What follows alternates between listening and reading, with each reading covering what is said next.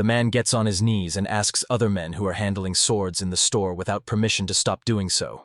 The boss hits the salesman in the stomach. He asked the seller not to think badly of them. It's just a study. The stranger told him that local traders are connected with bandits. He asked to be allowed to take a look at the sword that the seller was holding in his hands. The man noticed that this sword was very similar to the one that the bandit, who was recently caught, had. The owner, groaning in pain, asked if it was an ordinary sword, which was sold everywhere. The city residents who were passing by recognized the order knights and immediately ran off in different directions. And the store owner explained that it makes no sense for an honest seller to get involved with bandits. He suggested checking not him, but that man behind the walls, the suspicious blacksmith. The chief of the knights asked again about the strange blacksmith, and the man confirmed everything. Then he explains that blacksmiths outside the city are not part of the guild, and that something can be squeezed out of such people if they are slightly intimidated or threatened. A blacksmith named Ruts always forges swords by himself, in complete silence. He's a bit strange and inspires fear. The commander was pondering, while the owner didn't back down.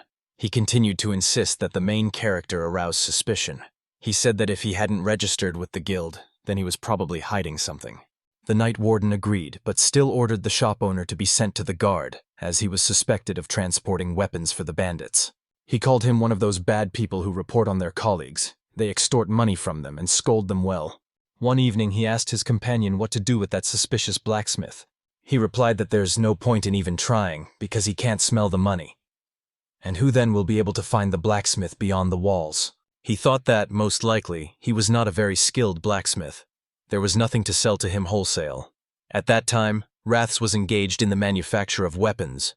He was striking the hot metal with a hammer, giving it the shape of a sword. This story began with an unknown blacksmith. The young man works diligently. His face is very focused. This is a story about a man who fell under the spell of a mysterious sword. This sword will be in different corners of the world and in different historical eras. Grandfather strokes his beard, and the little girl smiles. This saber can blow many people's minds. Ruth opened her mouth in amazement and said that everything was already prepared. He carefully examines the sword. He thinks that although the result is still far from ideal, he has completely finished the work on making the sword. The young blacksmith Ruts took an apple, tossed it up and placed his sword, which he had just forged, under it. That's how he checked how sharp his sword was. The apple was easily cut in half. Ruts didn't even realize how sharp the sword was. He didn't feel any weight of the apple when he cut it. It was just incredible. He noticed how beautiful the sword was. Although it was a weapon for killing, the hero couldn't understand why it looked so beautiful. This weapon immediately draws attention. Suddenly, a silhouette of a girl appears in the mirror of the sword. Suddenly, the most beautiful girl in the world appeared right in front of the guy. She stretched out her hands to him, took his face and wanted to kiss him. But in the next moment, the girl turned into a sword. The main character fell to the floor and accidentally knocked over the table on which a basket of apples was standing. He himself did not understand what he was doing. Ruts put the sword on a special stand and covered it with fabric. He sat down on the stool opposite the gun and exhaled. He thought he had done something wrong. He didn't understand what was wrong with the sword. An ordinary blacksmith would gladly sell this thing. They would definitely pay well for it, and he wouldn't regret the sale because he doesn't belong to the guild. And if he wants to sell it to someone else, he will be immediately asked to leave. If it is discovered that the item is stolen, you can be put in jail. And if he's sent along with the robbers, they might take him for themselves. There must be another way out. The hero doesn't know what to do, or asks what to do with this sword. Suddenly someone opened the door to the boy's house and asked how he was doing. Ruts jumped up in fright. This was a girl named Claudia. The boy asked her to knock before entering. He noticed that she had no tact at all. The girl Claudia spoils her beauty with words. She is an interesting trader who buys not only things from blacksmiths. The hero doesn't have that many clients. The boy told the girl that he had already finished all the orders, so she could calmly look at everything she wanted. The girl stroked the boy's head and said that she had arrived just in time. Maybe he has something convenient to try. The foreman began to swing his axe. When she looked closer, she said it turned out well. Ruts noticed that she is very attentive to quality. The girl said she was taking all the axes that the boy had. She asked him to help her load everything into the cart. He got angry and asked why he had to do this. She didn't let him finish speaking and reminded him that she was a delicate girl. He didn't want to force her to carry 20 heavy axes by herself. The man slapped his hand on the table and said that Claudia was a very unpleasant woman.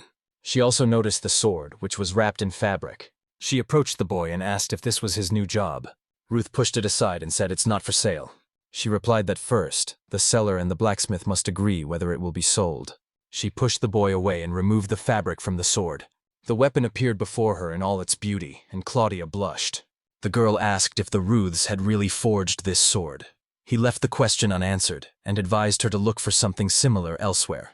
The boy unexpectedly had to show this, but as a manufacturer, he wants to know the reason. How other people see this sword. Claudia took up arms. She started swinging the sword and immediately noticed that it was indeed a good weapon. It looked cool and real. As soon as she took it in her hands, she already felt like a master. Ruts asked her to be careful. If she wasn't mindful, she could get hurt. The girl said it seemed to her that her fingers might fall off from touching this sword. The sword was very beautiful, not at all like its creator. The young man noticed that the girl was speaking calmly, as if nothing had happened. The usual Claudia. So, everything he saw was just an illusion. He thought he could drive people crazy. But since everything is fine with her, it means it's something else. Suddenly, he noticed that the girl was trying to kiss the sword. He quickly stretched out his hand and pulled Claudia away from the sword. She fell painfully to the floor. The hero, however, managed to grab the sword. The girl asked what he was doing. Isn't that dangerous? The hero replied that what she was doing was much more dangerous, and if she needed to, she could get angry with him. The girl sat down and tried to remember what she was going to do, but she doesn't remember at all what happened in the last few minutes. Ruth replied that she was going to lick the blade, and he made sure her intentions were exactly as he suspected. This sword has incredible power. It can enchant people. Claudia realized that the hero had no intention of selling the sword, so she asked what he planned to do with it. He replied that he didn't even know himself what to do with it. The girl noticed that it was very difficult for those who did not join the guild. The young man asked her to be quiet and asked if she really had no connections to deal with this sword. She replied, "And who do you have to be to just buy it like that? Probably very rich." The boy asked the girl if there was a buyer for the hero and how much he could be sold for. The girl knew he would ask about it. How easy it was to guess what the poor blacksmith was thinking. She also wondered about the price of this sword. She estimated that she could offer 50 gold coins, and if the buyer is rich and crazy about swords, then maybe even 100 gold coins. The young man was pleasantly surprised. He was amazed that one sword could build a house. The girl laughed and asked what he would do if he couldn't sell it. She offered to entrust her with this matter. If necessary, she could pay with her body. The hero asked if her body was worth a whole house. She laughed and said that for a fair deal, he would still have to buy her 3 swords. Claudia thanked the boy for helping with the load. She said that once she finds a good buyer for the sword, she will return to him. For now, each will attend to their own matters. She said that they would meet again in 2 or 3 days. Ruts returned to the workshop. He wondered if the sword was really worth 100 gold. He's doing well with his job, but he's not growing in skill. And though this sword is decent, he can't sell it. The situations are very similar. The hero smiled at this thought. He said he didn't care, even if no one bought the sword. He would stay anyway and watch over the workshop, like its guardian. For some reason, something really irritates the main character. Ruts was walking down the street and scolding Claudia. He remembered how she had promised to meet in 2 or 3 days, and a whole week had already passed. If everything was as usual, she would have picked up the next order long ago. He also has no time for it, because from noon on there's nothing to do here except drink. The main character walked into a bar. The bartender greeted him and noticed that everything was fine with him. The young man said that the man still has no sense of humor. What else is he to do when there's nothing to do? The man suggested having a drink to lift the mood and gain some strength. Ruth sits and thinks about what Claudia is doing now. There has been no news from her for a week. The bartender is surprised. When he said that Claudia had been put in jail, the man was so surprised that he choked on his drink. He couldn't believe what had happened and asked again. The bartender had also heard the rumors. Lately, the Order's knights had been constantly fighting robbers in the streets. Ruts didn't understand how Claudia was connected to this. He says that the knights tortured the bandits, and they confess that they have ties with the city merchants. The merchants supposedly funded them or something like that. After that, the knights started searching the merchants, and by chance, Claudia was caught in the process. Another man finds it hard to believe that Claudia helped the bandits. The bartender says that the local knights are little different from the young thieves. It's almost like an accusation. The hero doesn't understand why they're behaving this way. He replied that he didn't know. They say that they only protect those merchants who pay them. The young man was outraged by this, as it turns out that money decides everything. When they catch inappropriate traders and then release them, they have to pay for protection, and the knights make money on it. That's how these miserable knights think. The boy jumped up and asked what they did with those who didn't pay them. The man replied that such people were made servants. The hero thought that Claudia could simply be bought to work in a brothel. The guy is shocked that people are willing to do this for money. The bartender confirmed everything and added that it annoys everyone, but no one can do anything about it. The man asked if Ruts really intended to post bail for Claudia. In response, he asked if he really looked like someone who had that kind of money. The man laughed and said that if he had money and a decent job, he wouldn't be drinking since noon. Claudia sits behind bars with her hands tied behind her back. The conditions are horrific. Cobwebs and spiders everywhere. Some suspicious liquid in a cauldron and bottles, and trash and leftovers on the floor. The girl is amazed that she was really locked up in such a terrible place. Is being too beautiful already a crime? She's drinking something from a bottle and notes that the knights have been tough. At least the ropes were removed, because otherwise she can't even eat properly. Suddenly she heard footsteps and quickly got up. The night guard came into the cell and said that it seemed she hadn't paid the tax. They can't afford to keep another extra eater. Fortunately, the woman looks quite attractive. The man began to take a closer look at her. He said that she would be sold to a brothel. But first he offered her to work as a prostitute. Now they wanted to test her in action. Claudia sarcastically thanked them for noticing her beauty. But how could they so impudently pay attention to an ordinary city girl? If management finds out about this, nothing good will come of it. He agreed and added that it's not worth spoiling the goods. But one can have fun without causing pain. The man did not grab her by the face. He just told her to behave. She was still a captive, and no one would have hurt her anyway. She wanted to start screaming, but he covered her mouth and ordered her to be silent. If she bites, she will be beaten until her heart stops beating. Suddenly, Ruts rushed into the chamber and called on them to stop. Claudio was surprised when he saw that boy. The girl pronounced his name, and tears sparkled in her eyes. The knights were outraged and asked who he was and what he was doing here. The young man replied that he had come to take care of her. Then he said he had come to bail her out. The commander said the toll was 20 gold pieces. How could such a poor man pay that? He replied that he had no money, but instead he received a sword which the girl valued at 100 gold. The knights were amazed to see that he had a sword. They also started to get their weapons. Ruth asked them not to force him to take their lives. He came not to pick a fight. He is ready to give them his sword in exchange for Claudia. The girl didn't understand at all what he was talking about. Wasn't that the most valuable thing for him? The knights laughed and asked if the sword really cost 20 gold coins. The hero agreed, and Claudia asked him to be careful and not to risk unnecessarily. The guy swung his sword and struck. He struck the bottle, but at first nothing happened. The commander realized that the boy was not threatening them, but really wanted to make a deal. Suddenly, the bottle that the boy had touched cracked in half, and the top part fell to the floor. The man was surprised. The bottle didn't even budge from its place, but split exactly into 2 parts. This sword cuts extremely easily. Ruth supposed that the main pan was the 2nd or 3rd son of a poor nobleman. If they miss this opportunity now, the sword will be lost. When will they have another chance to get such a valuable thing? One of the knights noticed that it was indeed a worthy sword. The man said that it was very interesting. There must be some magic in it to get such a sword. They would have had to work their whole life.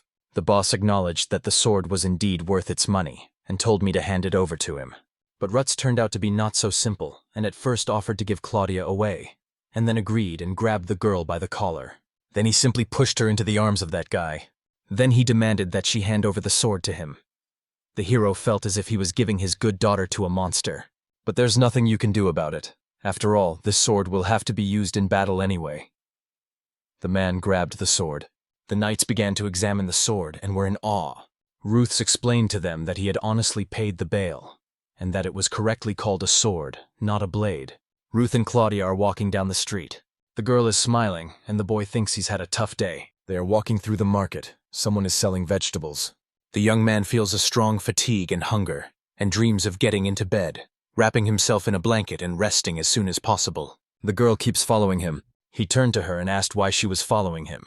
Didn't her home lie in the opposite direction? She replied that she no longer has either a home or a cart. Nothing. She had to give everything to those knights. She also asked the guy for permission to stay with him, but he didn't understand what she was talking about. The girl asked why he was so worried. He couldn't leave such a young girl to sleep under the open sky in a field. In response, he said he hadn't said anything like that, and let her stay close to him. The girl noticed that Ruts was in a difficult situation. If such a beautiful girl is nearby, he is unlikely to be comfortable sharpening his spear when it's needed. The hero asked her to answer seriously. She asked him why he helped her, and even gave her his valuable sword. He scratched his head and admitted that he didn't understand it himself. He just threw away 100 gold coins. Doesn't he care? She doesn't care that she doesn't understand the motives of her actions. The boy blushed and turned away. He said she was his seller, but a buyer for the sword still hadn't been found. He also didn't like the behavior of the knights. Claudia smiled and said that he could explain in a few words why he had acted in this way. She jumped off the stairs and landed right on the boy's back. The boy shouted that it was dangerous here. They were standing on the stairs. Claudia whispered his name, and she said that she likes him. He started to deny everything and asked her not to say such things out of the blue. He behaves differently with her. The girl couldn't stand his words and just kissed him. They stood on the stairs and looked each other in the eye. Then the girl backed away and went down the stairs. She looked back at the boy, who was still standing a bit bewildered. Claudia said she was very grateful to him for his help. They will definitely return the sword to him. Now it would be better for them to think about what she can do with her hands. The boy blushed. As she had already said earlier, he can get her body in exchange for that sword. Ruth recalls how she recently got out of prison, but it doesn't seem to bother her at all. She thinks about how before the rescue he said that this sword could be for the better if it fell into the hands of villains. The hero didn't understand what she was thinking about. She replied that it's all because people will see his work. It's his sword that everyone will boast about, and others will definitely pay attention to it. If that happens, those in power will find out about it, and then the sword will become a local legend. If that happens, I'll forget about those nights, and the most important evenings and the biggest players in the market will one day want to get Rhett's product. The hero noticed that all this was like a dream come true. Claudia replied that it was not a fairy tale and not a dream. Good weapons often pass from one owner to another, and in the process, someone will inevitably find out the name of the person who forged this sword. His name will leave a mark. The boy likes the idea that thanks to this sword, everyone will find out about him. Suddenly the boy realized something and shouted. The girl asked what had happened, and he replied in a voice as if someone had crushed a frog. He said that he forgot to write his name on the sword. So, Claudia began to help him in the workshop. Due to his mistake, he will no longer be able to use a sword, but it was precisely this sword that allowed him to save one human life. The hero does not regret what he sacrificed. However, the main character was left with an unpleasant feeling. A stranger waves a sword and says it's love. He wonders where the owner of this masterpiece is. Ricardo's hero is the Count's favorite adventurer. Hero is just a pseudonym. He didn't defeat the Demon King. He's really strong, so he takes on the destruction of particularly dangerous monsters. Having defeated the new monster, he receives a reward, but instead of money, he asks to be given a weapon. Ricardo easily cuts through wooden targets with his new saber. He is pleasantly surprised. He did not expect the iron sword to be so light. Mr. Ghard explains that he added a weight reduction spell so that he can use it without getting tired even when surrounded by enemies. The traveler thanked the man for this wonderful gift. That same night, the highest-ranking Joseph tells that this is his teacher Ghard, and he possesses magic. Incantations are special rituals that can impart various properties to weapons. The teacher is a real master of magic. He is one of the best wizards in the whole country. Ghard exhaled. He sat down at the table and said he was done. Joseph came into his workshop and praised him. The boy thought that this new sword was intended for Mr. Ricardo, and the wizard confirmed it. The old man asked the knight what he thought of the new sword, and the knight replied that it, as always, was excellent.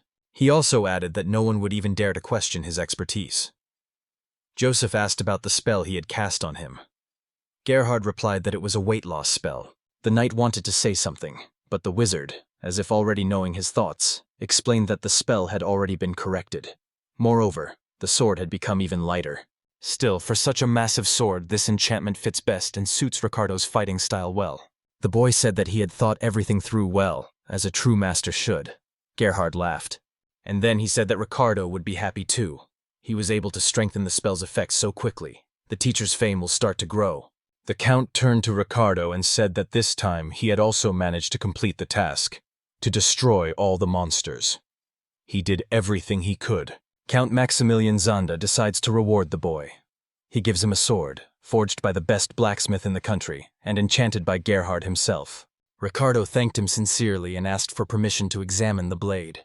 The Count agreed, and the traveler took the sword in his hands. He began to draw it from the scabbard. The light from the sword was very bright. People understood that they had created a wonderful sword again. But there was no joy on Ricardo's face that everyone expected to see. Joseph and Gerhard noticed this immediately. The traveler thanked the wizard for the wonderful sword insincerely, and rather, for the sake of form. Joseph did not understand what it was. Was that man disappointed? Gerhard thought that Ricardo had simply repeated what he had said the last time. He didn't even notice that the spell had become significantly stronger. Gerhard looked at him as if he was dissatisfied with such a response. People began to surround Gerhard and say that he was incredible as always. They even asked him to forge a sword for them. The girl thinks that the teacher will probably notice this look as well. Everyone stood up so quickly, but the teacher clearly didn't appreciate it. The old man said that it seemed he had forged the sword simply out of habit. He was too carried away. It dawned on him only when he looked at the sword with disappointment. The old man turned out to be inexperienced. Since then, the teacher's condition has changed. Gerhard panicked and threw his swords on the floor. Joseph tried to stop him. The man clutched at his head and realized that the power of the spell depended greatly on the quality of the sword. If the sword was simple, the spell would be simple too. The knight understands that things are not going the best and tries to calm the teacher down. She asks him not to humiliate himself. He has wonderful swords, and every knight would like to have one like that. Gerhard said that he was stunned because everything suited him. And what role does Namakura play as a great sword? The guy asks. If a teacher always works qualitatively and effectively, does it definitely mean that he is a master of his craft, right? Gerhard replied that a person becomes a true master only when he creates something that has never been in the world before. Joseph said nothing to this. The old man fell to his knees and cried out that he would have to forge a sword again. He would have to make such a sword to defeat this hero, and he would have to stay awake at nights. The old man turned to Joseph. He asked him to bring him a weapon, one that would awaken in him the desire to create. It's out there somewhere, the perfect sword. If this material truly exists, the man will be able to forge the best sword of his life. The knight was stunned. Gerhard said that he can rely only on him. Joseph was walking down the street and thinking about how the teacher was completely relying on him. But he didn't understand what this ideal sword was all about. And in general, did something like that really exist? Then the boy dismissed these thoughts. He is confident that such a sword definitely exists. The teacher always uses the swords forged by Mr. Barubis. He is the best master in the country. Usually, you won't find a better sword than his. But this city is very big. If you search well, you can find the sword you need. There are definitely unknown but skilled craftsmen here. He needs to find a good master and a good sword. At the weapon shop, he was told that there was no better sword than Barubis. Some blacksmiths said that he would not be able to do it better than Barubis. A guild worker noted that if they had such swords and masters, the entire armory business in the city would have changed. The boy went around all the blacksmiths in the town but didn't find anything. If you think about it, it's actually not that easy to find a good sword. The teacher and Mr. Ricardo carefully watched to get almost all the treasures they need, like a sword. Joseph recalled how the teacher said that the boy should go in there. The knight was in despair. He didn't understand how to get this perfect sword. Joseph Sao thoughtfully bowed his head, plunging into his thoughts. But his reverie was interrupted by a young boy. He appeared unexpectedly, so the boy got scared. He asked if his friend hadn't learned to knock on the door. The friend apologized, explaining that the matter was very urgent. A small skirmish occurred at the overnight stay. They say someone is brandishing a new sword, which they recently acquired. Joseph became interested in the information about the sword and asked what kind of sword it was.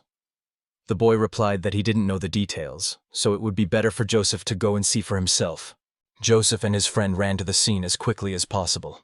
Then the boy asked what they had done here. Other knights began to complain about their commander. They explained that he decided to appropriate for himself the sword they had received together. Joseph didn't understand what it was. He had never seen such a fine sword. Could it really be something from abroad? He continued to shout that it was his sword and that he wouldn't let anyone touch it. One of the knights shouted that they had all acquired the sword together, but Joseph didn't like it, and he asked what together meant. The knights realized that the chief had heard everything. They had detained the merchants without a valid reason and forced them to pay an excessive bail. He realized that was exactly how they had gotten the sword. They had simply stolen it. Joseph noticed that they couldn't even be called knights.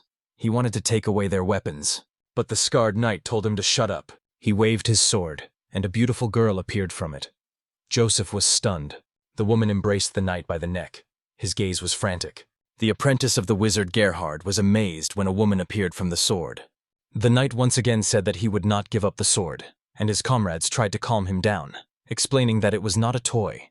Joseph was still trying to understand who this female ghost was that appeared behind him. She appeared when he drew his sword. The knight once again said that he would not give this sword to anyone.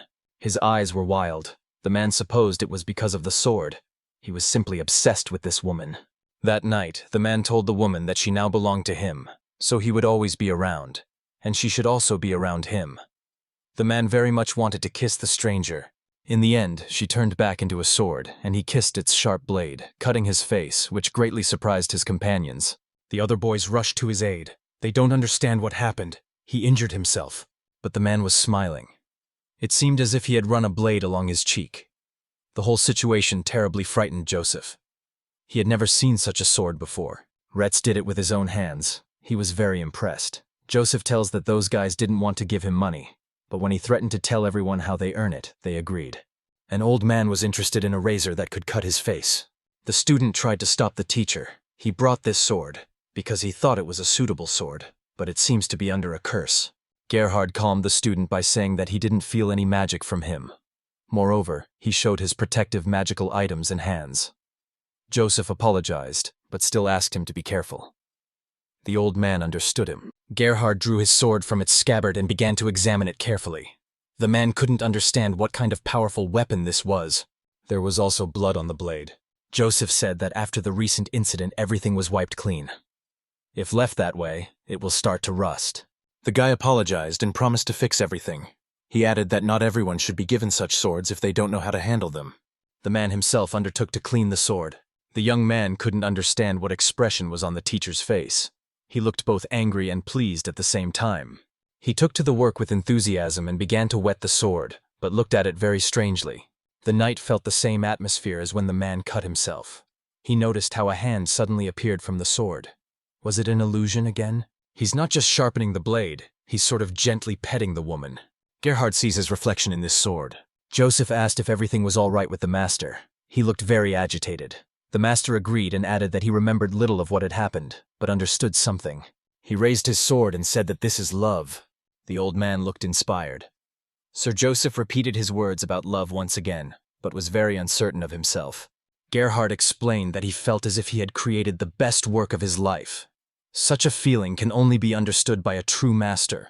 Even a king or the pope would not experience this. Joseph is delighted that the teacher is inspired again, because now he will be able to create the best sword in the world. Ghard noticed that it was the apprentice who had helped them find this sword. He needed to start the ritual immediately. Ghard said he would cast a spell on the sword, and added that it would be good if the owner had already returned. The boy wanted to stay and help the teacher, but the teacher said he wanted to focus alone. If someone distracted him, he might damage the sword. The knight asks the teacher to be careful. He does not know what might happen, because this is a very dangerous sword. The man laid the sword on a special stand and placed it on a fabric with a special pattern drawn on it. He attached precious stones to the sharp corners of this product, and when he put the last stone, the sword began to shine. This sword emitted a strong energy, and if its owner made even one mistake, this power would easily destroy him. On the horizon, the silhouette of a girl appeared. Ghard wondered if he would ever have such an exciting task again. He asked the sword to treat him carefully. He decides to cast a spell that suits him perfectly. To do this, he pulls out a special tool. This device is called a drill. It's a carving tool, but that doesn't mean it will harm her. By carving new symbols, it will grant her new powers. He asked the sword to endure this pain. The sword did not yield. Grandfather was focused. He realized that if he was careless, the sword would subdue his mind. This sword is capable of easily breaking any internal resistance. The man is curious about who made this weapon and why. He didn't even leave the name of his creator. With every minute, this sword captivates him more and more. He asks the sword not to resist. It is not his enemy. These symbols are the order. The old man understood that for an even better result, a stronger spell is needed. He gained the strength he needed, which he truly deserved to get.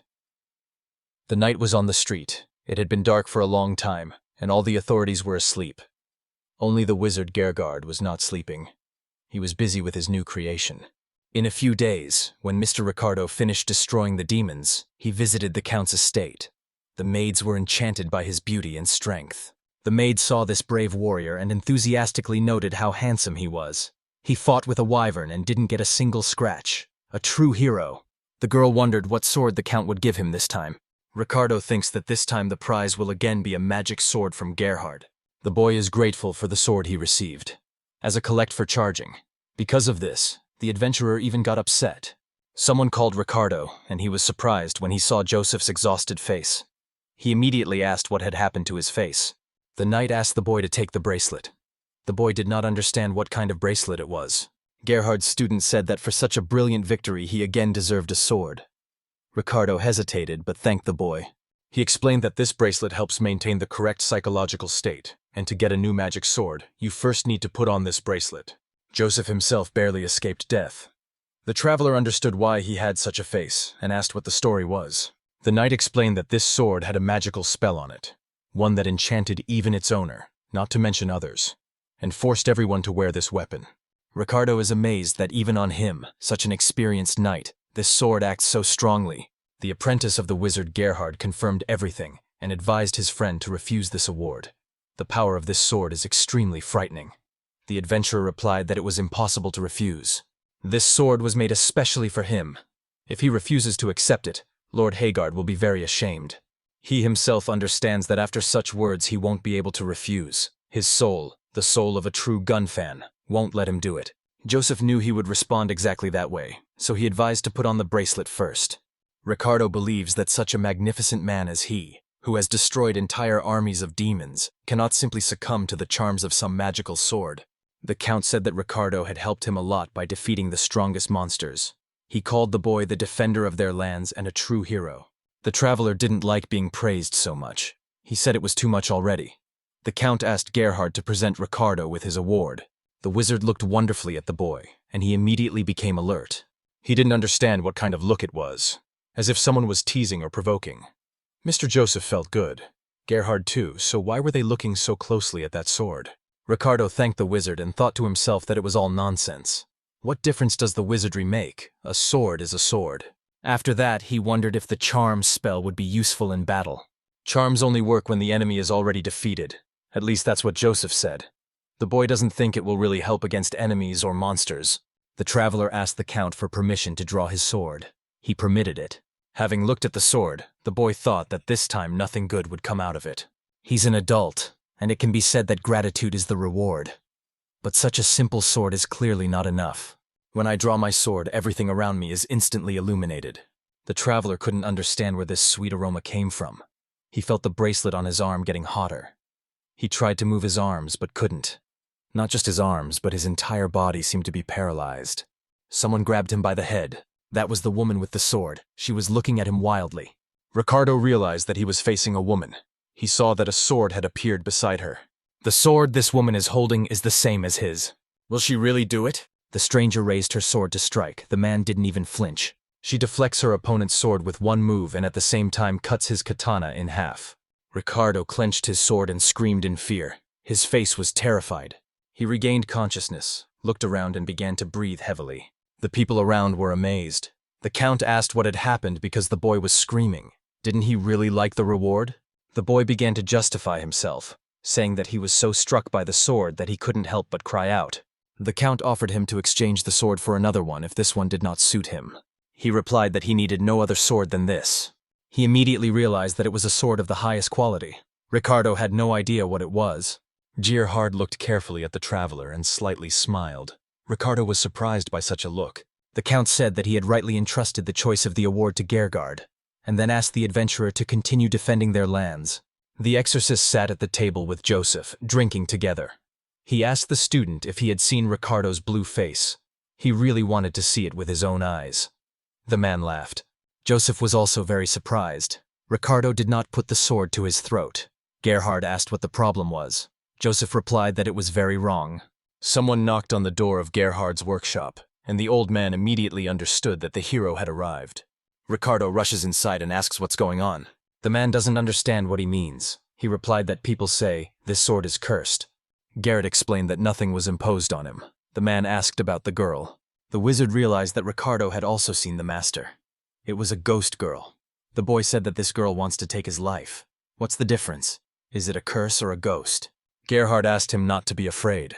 The girl he saw was incredibly beautiful. Ricardo got angry. Is this sword really that special? The old man explained that this sword is so beautiful that anyone who sees it can go crazy. When he cast a spell on it out of curiosity, it turned out to be an extremely powerful magical sword. Ricardo was shocked and outraged. The wizard offered to return the boy's sword if he wasn't going to use it. If not, he would give him an ordinary, mediocre sword. Ricardo refused. Ghard believes that no matter what danger he encounters, it's hard to part with a good sword. He is convinced that the best weapon should be in the hands of the strongest, so this sword should go to the strongest. When this masterpiece was ready, a new question arose. The man stood up from his place, asked the guys not to talk extra, and wished Ricardo to enjoy using the sword. Yes, both will go after him. He will ask for a personal meeting with this gentleman. Joseph was amazed at how serious this matter was, since he had to meet the king himself. He did not understand at all what the teacher meant. The count asked again what Ghard had said exactly. He asked to devote some time to them. He addressed him as a magician, in a strictly business-like manner. Ricardo and Joseph were impressed by the words of the master wizard. The king thought that now they were not fond of the reward. He replied that it was in this castle, by performing various interesting tasks, that he became more experienced and learned a lot. He is grateful to him for this. The king did not understand why the old man said so. He replied that this magic sword was the best work he had ever created, and he would never make anything better. To do this better, he asks to be given time to practice. The count is amazed that a man of his status admits to lacking skills. Then he turns to Ricardo for his opinion. He replied that he also needed time to learn how to wield a sword, and that he could not afford to accept another sword from the king. The count said that if both the one who forged the sword and the one who uses it value it so much, it would be unreasonable to force them. The man exhaled and agreed to give Ghard time, and this inspired him. The king asked him to show a true masterpiece, if he could create something truly worthy during his training. The old man agreed and said that his humble servant was very grateful. The king also told Ricardo that he would pay him the next reward in money. Ricardo agreed. Thus, having freed himself from daily duties, he plunged headlong into scientific research. Ghard felt easier in his soul. Having become free, he can now conduct absurd experiments. The man couldn't wait until the free wizard unfolded his wings. The old man wanted to leave, but the king stopped him. Ghard asked what had happened. He said he also wants a katana like that for himself. As he had done it effortlessly, he asked the old man to do something for him as well. All three were extremely surprised and stood with their mouths open in amazement.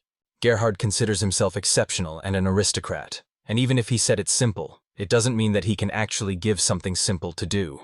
It's also worth adding that in this country, a katana is a real rarity. Maximilian asked the old man not to complicate his life. He would like something easy and simple. The king left, and in the end said that he would be waiting with anticipation. The man had no idea where to get a katana, or at least find a blacksmith who made them. Would they find it in this country, or would they have to look elsewhere? Meanwhile, Ruth was washing the dishes. He thinks that with Claudia's arrival, twice as much food needs to be cooked. But there are also twice as many helpers. It's good that such hands have appeared. The boy smiled at his thoughts. Claudia returned and said that they had found a job. The hero asked her to handle the doors carefully, and the girl told him that she had been ordered to make 5 daggers for 80 silver coins. This was an order from the night prison. Ruth was amazed that it wasn't so long ago that she herself sat here and simply came to work here. Claudia told the boy that he had to thank the merchant for his bravery, because he had returned to such a dangerous place for the sake of his partner. The young man was, of course, grateful to her, but wasn't it too risky? She asked him to calm down, and also told interesting news. The knights who took the katana had a quarrel over it. They say the chief took it for himself. The girl wonders who it belongs to now. Maybe it's now in the scabbard of some aristocrat. The hero is of course interested in where his katana is now, but there is something more important that he is currently focused on. Because he had sheathed his katana, he could now gaze at that smile every day. The boy glanced at Claudia, who was smiling at him happily. Ruts thought this sad sword was driving him crazy. Now he wants to protect this life along with Claudia. Arms sellers A, B, C, and D denied that they had katana. Some did not even know what it was. Earhart says that this katana had its first owner, isn't that obvious? Joseph objected. The man started yelling at the student and insulting him. He asked him not to be angry with him. Ghard asked to find the blacksmith who forged this katana. They scolded so loudly that all passers-by heard it and were very surprised. Ruts told Claudia that everything was already ready. He showed her 5 daggers that he had made himself. Claudia asked if it was true that they would be paid 80 silver coins for them. Ruth, surprised, asked again what the real price was then. She was outraged. How can it be 80 silver? For such a thing you can easily get even 5 gold. Claudia insisted that it couldn't be left like that, because the merchant himself had confirmed the quality of the goods. But Ruth replied that the deal was already made. He explained that the main thing in a blacksmith's work is to be able to maintain high-quality products and not raise the price. And he doesn't worry about lost profits. She called out to Ruts and once again clarified that they were indeed going to sell the daggers. The girl asked Ruts why he went with her, since she could have handled it herself. Ruts replied that it would be easier to negotiate if there was a swordsman nearby. These people have already put a woman in jail on false charges. Rats explained that he couldn't let her go alone. She said he was too worried about her. Claudia is worried that these people might recognize them. She asked him to stop because she was afraid someone would hear. She suggested just selling the goods and leaving. They burst into the tavern and the girl loudly announced that she had brought an order. The men were pleased, imagining drinks and cards, but the girl said she would show the goods first. She joked, ordering everyone to look at the blades and raise their hands up. One of the men pulled out a knife, the blade flashing right in the eyes. The men gazed at the glitter of the daggers with admiration. They were amazed, for the blades proved sharper than their swords. The old man suggested checking how sharp the swords were. Another adventurer irritably ordered him to stop, because even in jest one cannot direct a blade at people. The girl told Ruts that they, of course, liked everything, because the blades were just wonderful. The price was announced simply at the gathering, 80 silver coins. Ruts's companion said that they had managed to negotiate a good deal. Suddenly the same customer called them, asking to wait. Ruts and his companion turned around in surprise. The merchant asked, "Are these daggers really worth 80 silver? I can only give 60 for them." The man said that the scabbard and the pattern are too simple. The girl asked if you want a discount and apologized, explaining that she just sells goods. The merchant got angry and said it was ridiculous to pay so much money for such a cheap thing. He won't buy it unless Ruts lowers the price. The girl said with sarcasm, "Oh, it's our dear client," and then added that, of course, this product is not the best, but still. Ruth's informed that they cancel the agreement. The merchant asked in surprise why that was. Rutsu reminded him of their agreement and said that he could not keep his word. The hero explained that he had put a lot of effort into creating these things, so their real price was not 80 silver, but a whole 5 gold. Rhett said the merchant didn't understand the value of the goods, demanded a lower price, and added that he wasn't going to sell the daggers to such a vile person. The merchant threatened the crowd that if they listened to gossip, they would turn the blacksmith's ordinary work into a mockery. Ruth cries out that these are just empty words that fools use to justify themselves. Although Ruts was skilled with a katana and could have easily defeated one of the attackers, he understood that as soon as he drew his sword, the others would immediately jump him. The hero realized that he wouldn't be able to defeat all the enemies alone. Moreover, he also needed to protect Claudia. Suddenly, people from Rutsav began to buy his goods with joy and gratitude. He couldn't believe his eyes. They had really bought them for 80 silver coins. One buyer even offered to pay more, and another inquired if they really had to cost all 5 gold. Claudia, embracing Rutsa, said it was true. She explained that for a hero it was a big task, and he just got carried away. Ruth thought it over and checked many times, and if others knew about it, they would understand how important it is. The man said that the negotiations are still ongoing. Other buyers told the seller to take responsibility himself. They blamed him for the deal falling through. The man said that he decided for everyone, and the other sellers reproached him for not asking their opinion. Claudia was delighted that, despite the difficulties, she and Ruts had managed to successfully sell all the daggers. She said she was glad the other knights had paid for the buyer, but Ruts replied that they had done it for her own safety. The girl said that if Ruts really wants to help her, then let him give her a forged exit order. Claudia wondered why he had specified a larger sum than they had agreed on. She said that girls love handmade gifts, but Ruts thought it was weird to give a girl a katana. The heroine asked Ruts to make a sword for a girl who is in love. To this, he timidly asked if she wasn't ashamed to say such a thing about herself. She jokingly asked if Ruts himself was not in love with her. Claudia pressed herself against him and asked if he would do it for her. Suddenly, a dissatisfied customer appeared and began to threaten that they would have problems if they sold him an unfinished product. She asked Ruts if it was because of this that he was so agitated this time and, perhaps, that was why his daggers were against her. She said she was very lonely in the dungeon and asked if he couldn't understand that. She admitted that she was very nervous because she was afraid of being treated poorly in prison. The girl said that everything could have ended badly, although Rhett noticed that she always behaves optimistically. Everything used to go along a beaten path. Her soul was overflowing with emotions as she thought, This person has done so much for me. Ruth was so surprised that she could only utter her own name. She thought a lot about it from that day on. She asked if he could make a katana for her, and promised to give herself to him in exchange for it. The hero simply hoped that she would help him in the future. She, in turn, called Ruts a fool, because he completely did not understand what she meant. She explained that she actually wanted to devote herself to him. This realization struck Ruth. Ruth had always thought of her as a pretty girl, but for the first time he noticed how sweet she was. He realized that she really cared about him.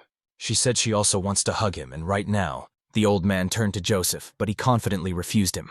The man asked him not to be so rude. He was worried that without a sword they would not be able to start training soon. He was told that no one in the city had ever seen a katana. Now, grandfather simply hoped that he would be brought some kind of magical sword. He explained that the katana had come into his possession by accident. Joseph asked if the old man really had no more similar swords in his collection. The old man confessed that he had once had such a sword before. Joseph said in wonder that he could have easily given this sword to the count. He asked the old man to show him the sword. Joseph confirmed that it was indeed a katana, but next to that magical one it looked like an ordinary toy. As grandfather says, this katana can't be compared to the real, first-class one at all. Joseph understands what his grandfather is hinting at. Now he himself needs to find this katana. The old man asked with irony if he had forgotten to thank Joseph, who was surprised when he realized that he really hadn't thanked him. Then the old man offered him 20 gold coins as a reward. Joseph was stunned by such an amount. He said it was too much and he couldn't accept it. He muttered that he didn't deserve the award, but the old man interrupted him, calling such behavior shameful for this night. The old man asked what would happen if he just said, "I want," and reminded Joseph that he could have a wife. And if he finds the master who forged this sword, he will get 10 more gold, and if he agrees to cooperate with him, then even more. Grandfather asked how Joseph would be able to provide for his son's future and create a family of his own. The young man introduced his family and realized that to fulfill his dream he really needed money. They came to the prison, and Joseph asked if they could find something in the place where she appeared. And although Joseph felt that he had agreed to less than he deserved, he decided to do it for the sake of his family. Knight looked at the guards with suspicion and thought that rumors of their foolishness might be useful to her future family. Later, examining this strange dagger, the man couldn't understand what kind of weapon it was.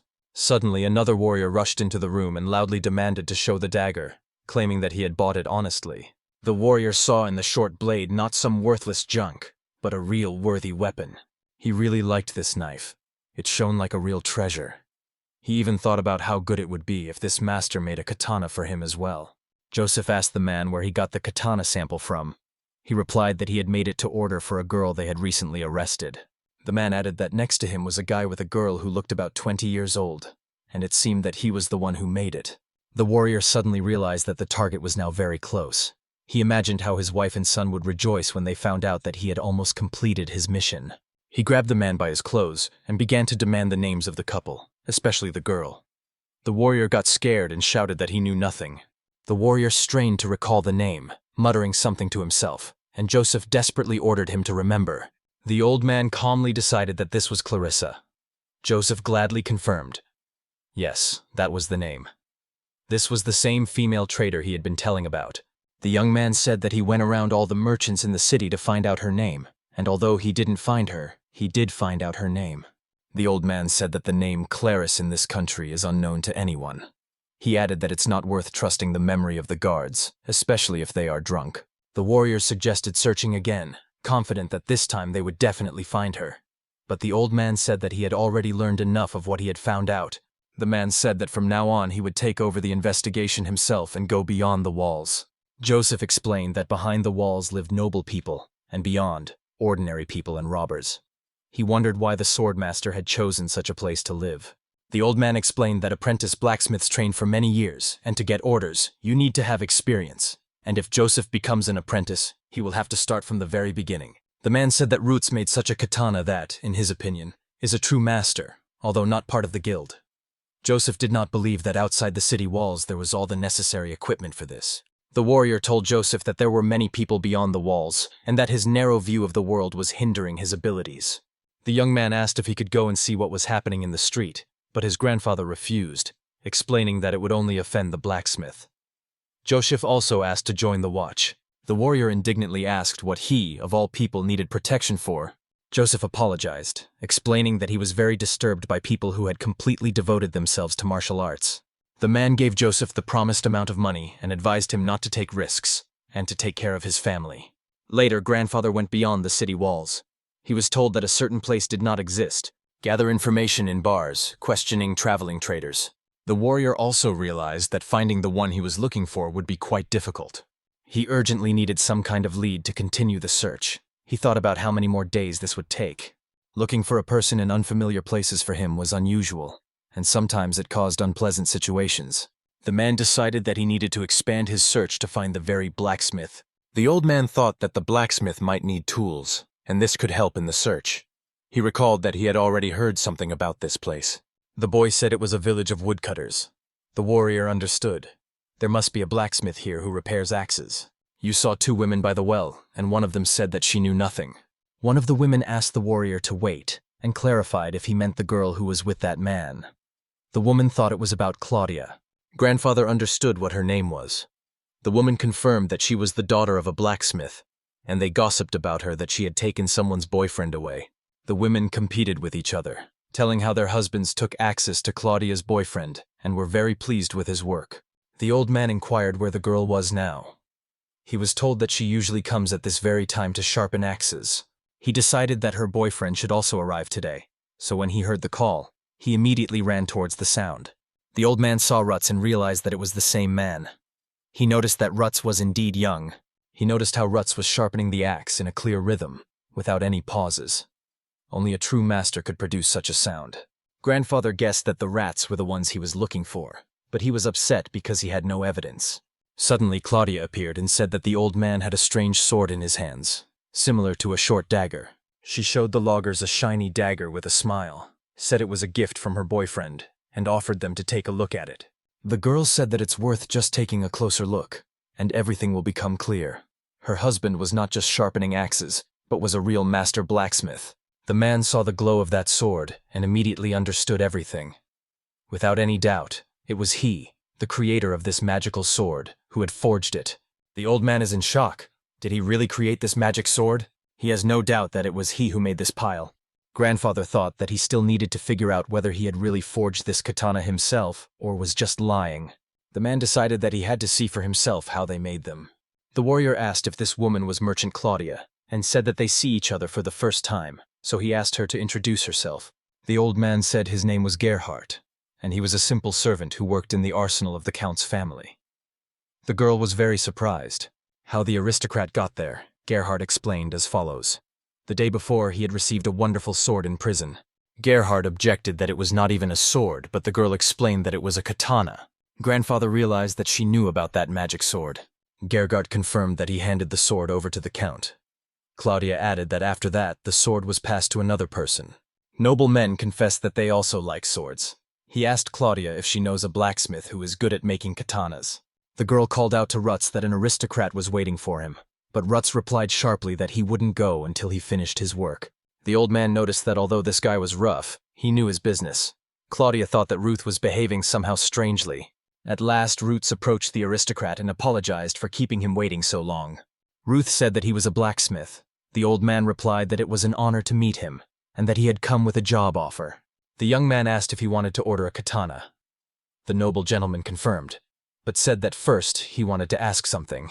He asked Ruts if he had not accidentally made the very sword that later ended up with the knights. Ruths confirmed this without hesitation. He admitted that he himself had forged that sword. Ghard wanted to take a look at the sword the boy was wearing in his scabbard. Ruts was surprised by such a request. Ruth asked if Ghard was sure he wanted to forge this sword.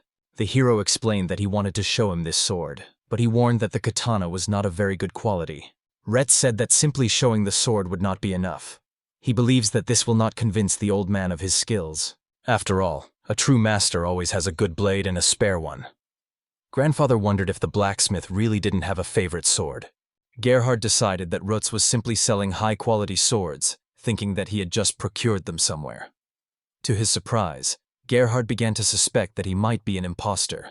Claudia showed the sword and said that it was a true masterpiece made by Master Root. Grandfather asked Claudia to calm down, but she noticed that the sword was extremely beautiful and made only to kill. However, she felt that there was something contradictory about this blade. as if a kindness was hidden inside it. Claudia denied that there was anything strange here, because Ruth's had forged the sword with love for her. The others doubted whether it was really his work. The old man asked to show the hilt of the sword, explaining that there should be an inscription of the master there. Claudia kindly offered to watch, but suddenly Ruts shouted to them to wait a minute. Ruth asked not to look, assuring that there was nothing interesting there. Claudia asked if you had forgotten to sign the sword again. The hero replied that the letters are in place. Claudia demanded proof that he had really done it. Ruts became flustered and told Mr. Gergardov that he hadn't even properly prepared his sword. Gergard calmed him down, saying that he knew how to handle swords. Gerhardt noticed how much this young man was worried, and decided that this was probably the creator of the sword. He noticed the inscription on the hilt, and decided to take a closer look at it. He was quite sure that it was not the blacksmith who had done it, but someone else. Grandfather asked the girl with irony whether this tender message was addressed to her. His question made her feel very embarrassed. The girl laughed and asked Ruts what it meant. Ruts, covering his face with his hands, confessed that that was why he didn't want to show it. He thought it was a great idea. Claudia exclaimed that Ruts must love her very much. He asked her to stop and not show it to everyone, while the old man quietly smiled. The old man realized that a love letter was hidden in the hilt. He decided that only the creator of the sword could have done such a thing, and that Ruts, it seemed, had not lied to him. Ruths apologized for the misunderstanding, addressing them. The old man said that now that everything was clear, he would like Mr. Ruths to hear his request. He explained that he now had to finish one more thing, to sharpen the axle. The hero politely asked the men to come to the workshop a little later. He was asked if the work was more important to the count. Ruta replied that he would lose credibility if he broke his word. Initially, he wanted to keep his promise and sharpen the axes. Gerhardt understood the hero and said he would return later. Ruts will wait for him. The interlocutor apologized for having to talk about work. He asked Ruts if he could ask one question. Ruts clarified what it was about. The girl asked about the sword that Ruts had left in the order.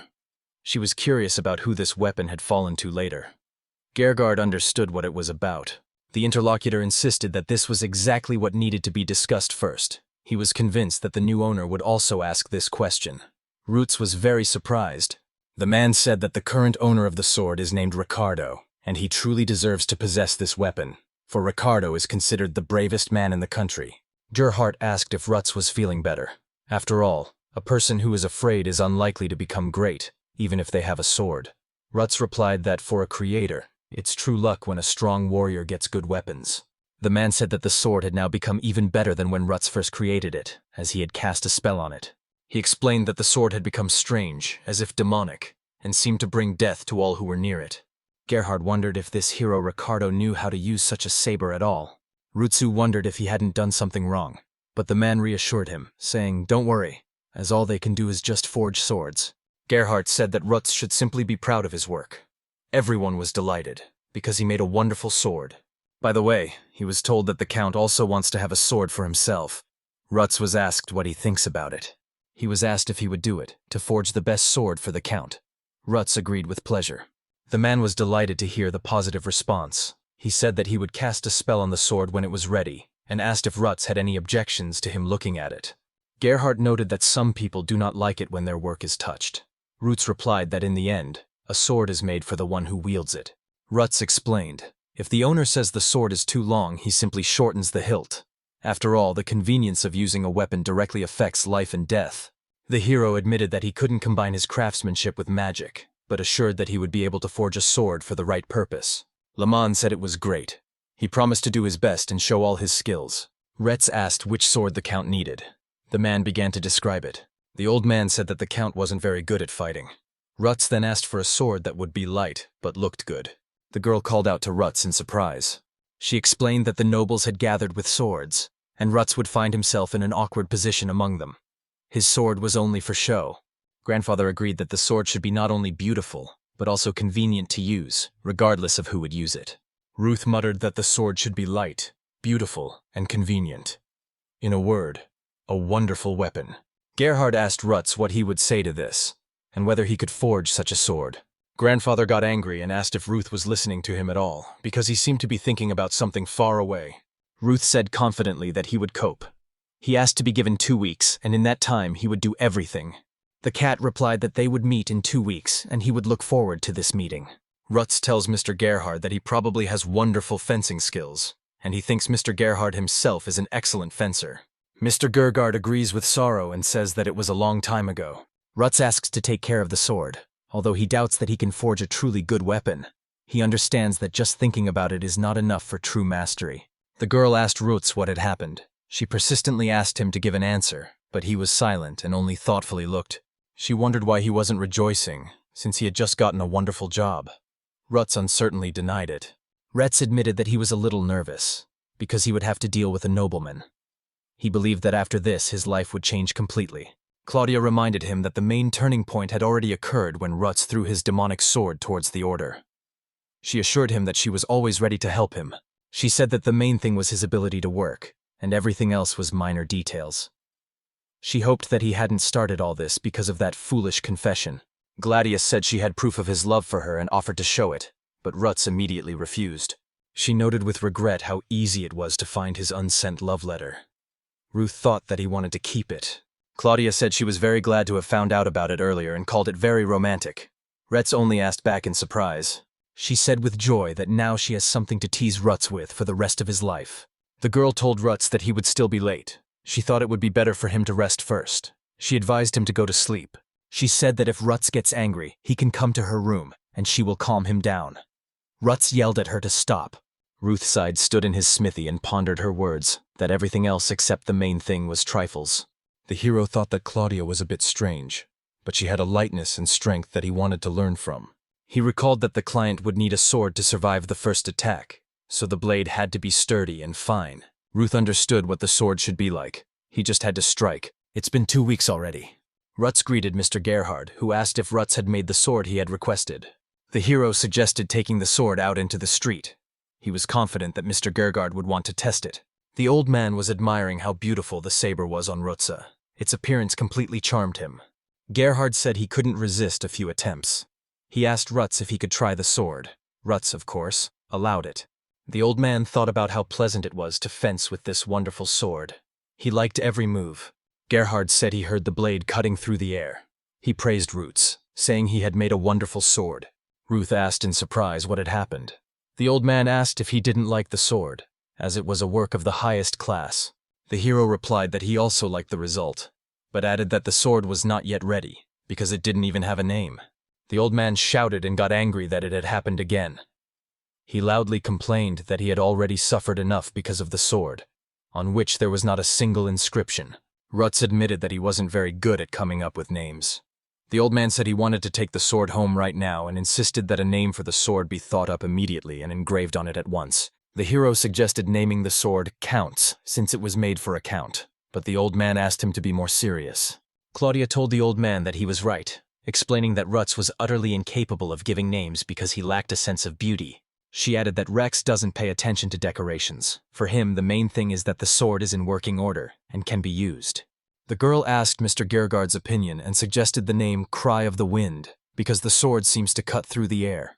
He replied that cry is a more beautiful word. Claudia said that this name would make even demons cry when they see the sword, and she proposed to call it Demon's Sorrow. Gerhard said that he likes the name. It's good. Then he held out a pouch, explaining that it was the money for the sword. As he left, he shouted that if the Count liked this blade, he would bring more, and he was certain that would be the case. The partner said that she couldn't even imagine working with the Count himself. Ruts replied that for him it was like a dream too. She said that the most interesting part was about to begin, and suggested they see how much money they had received. Claudia noticed that the bag was too heavy for 100 silver coins. The girl screamed in surprise. Ruts asked what had happened, thinking that grandfather had slipped us fake coins. Ruts asked if it was true. She confirmed that they were indeed gold coins, not silver, and that there were exactly 100 inside. The Count said that they just need to be proud of themselves. The heroes created a famous sword that everyone wanted. That's why it's really worth 100 gold. The companion convinced the hero that it was not a dream at all, and the hero wondered if he would get change if he paid with a gold coin at the bakery. What the heroes lost that day no longer matters to them. Gerhard entrusted the sword made by Ruts to the decorator. Today, Ruts was supposed to return this sword to the castle. The young man begged him to sell him this rare sword, shouting that he was ready to pay any amount of money for it. Patrick admired the luxurious scabbards. He confessed that he adores his job and these wonderful decorations. The decorator was delighted with the sword. He was convinced that if he let it go, he would regret it for the rest of his life. Then he asked how much the other could pay, assuming it would be 20 or 30 coins. The man in response asked Patrick how he himself valued the sword. Gerhard recalled that the sword was a gift for the Count, and he accused the decorator of trying to steal it. Patrick, with tears in his eyes, told that the decorations on the sword are his great achievement, and this happens very rarely in recent years. The older man said he understood the decorator's feelings, explaining that letting go of something well made is just as painful as tearing off a part of oneself. He asked if Patrick really wanted to relinquish his respectable position as an important servant in the family, and to the Count. Gerhard asked Patrick to stop teasing. It was already hard for him to hold on to the gun he wanted to take. The old man promised to tell the Count that it was Patrick who decorated the blade, and this time he forgave him his prank. The man told Patrick not to look at him like a beaten dog, because it's pitiful. He added that this is not something that can simply be hung on the wall. Grandfather added that it was in vain to give a sword to one who had not yet taken part in battle. Patrick silently agreed with him. The Count suddenly appeared and asked if it was possible to speak about him in such a way. The Count noticed that the weather was wonderful. He said that he had no important business today, and planned to rest throughout the day. Varta suggested to Seer to practice a bit with swords. Seer gladly agreed and jokingly asked if even children were allowed to hold a sword now. The man offered to help Seer get better, but Seer suddenly felt unwell and said he didn't want to deal with it right now. The Count said he was feeling unwell and needed to take his medicine, so he returned to his room. He dismissed the guards for today. Joseph said that His Highness wants to have a sword. He added that otherwise he won't have to train. The teacher replied that there's nothing to be done about it. He added that nobody is born physically strong. Yosik admitted that it was uncomfortable for him to say this, but the master advised not to worry. He tried his best to prepare the perfect magical technique. The warrior asked what technique he was using, and the master explained that it was wind magic. It made the blade sharper and lighter at the same time. Ghard said that if it were an ordinary sword, it would still be unfinished, but with this sword everything is different. Even a weak aristocrat can handle it. It will be the best sword. Joseph said that he would also monitor the work, and the master replied that this time the sword would not bring him harm. The teacher asked the boy to take a closer look. Elhard exclaimed that he would do everything possible. Joseph could not believe his eyes. The young man told the master that it was a very good job. He also added that the blade perfectly conducts magical power. The mentor objected that in fact it was the sword that did not let him go. He showed Joseph that the sword withstood the power of 5 ancient letters. Ghard explained that an ordinary sword would have broken after a few blows, but this one surprised him with its strength, as it withstood everything that could be imagined. Joseph became curious about how good the sword was in action, and he immediately suggested trying it out in the yard. The young man said enthusiastically that it seemed as if the swords were cutting through the air. He asked the master if he didn't want to try making a few blows as well. The hero was amazed and asked why the sword did not produce the same sound. The teacher explained that the sound depends on how the swing swings, or more precisely, how the wind cuts through it. Ghard laughed at the young man and said it was no wonder he couldn't wield a sword. The boy begged to let him try again, but the man refused, saying he wouldn't let sweat ruin the valuable gift. He explained that fencers are easily susceptible to the influence of magical swords. Ghard asked if the hero had gone mad and abandoned his family. Joseph replied that he lived for the sake of his master and family, but the master had only ordered him to surrender. The master said that the Count would like the sword. He noticed that the young man was very similar to Patrick, and asked if he himself noticed this. He said we shouldn't be upset, and that someday Master Lutz would make a sword for us too. Joseph suggested to the master to add magical power to the sword, but he apologized and refused. The teacher said that when the young man trains and becomes a real magician, he will be able to do it himself. He was reminded that he was a student of a great wizard and should take care of his own things. The master sat in his workshop and complained that he had completely lost any desire to do anything. He believed that after the great sword, ordinary weapons no longer evoked any emotions in him. Ghard felt ashamed of his thoughts and decided that if the cat liked the sword, that was quite enough. At the reception, one of the guests enthusiastically looked at the Count's sword, calling it a wonderful work with the name Demon Sorrow. The Count replied that he had never used it, as fighting was not for aristocrats, and the weapon was meant to hang on the wall. He mentally asked for forgiveness from the master for leaving the sword and thus causing it to rust, and begged for his pardon. The old man cried out that they would not be forgiven. He desperately cried out no when he realized he was stuck in his room, lost in futile dreams. Ghard decided to forget about the sword, breathe in the fresh air, and gain strength to make a new blade. He decided to make a plan for the sword, which he would definitely make in the future. The master believed it had to be a sword. Still, the years were taking their toll on Ghard, so the blade had to be both beautiful and convenient to use. The old man pondered how to make a sword, one just like the one he had imagined in his head. Suddenly he heard a noise. Ghard realized that this sound was coming from the courtyard. Ghard noticed that a young boy was looking at him. The man asked why Ghard had such an expression on his face, as if it was funny to him that he was waving a sword. It just occurred to him that way. The count said that the old man had made a wonderful sword and thanked him. The master replied that there was no need to thank him. The young man confessed that the sword was so good that he even wondered if he could be proud of it just because he owned it. The count asked him whether he should learn fencing, as he himself said, assault was not just an ornament. It was the same as rejoicing in a sword, without even drawing it from its scabbard. He compared it to folly, boasting of his wife's beauty, without even talking to her. The master suddenly apologized, admitting that he had been too arrogant. The count replied that he did not object. He reminded the old man of his own words. A sword should be in the hands. The count said that he wants to learn more about this sword, otherwise he will not be able to consider himself its true owner. He noted that the sound of the sword was very solemn, as if the sword itself was praising him for a good swing. Ghard replied that this is also an approach, but there is simply no better tool for learning.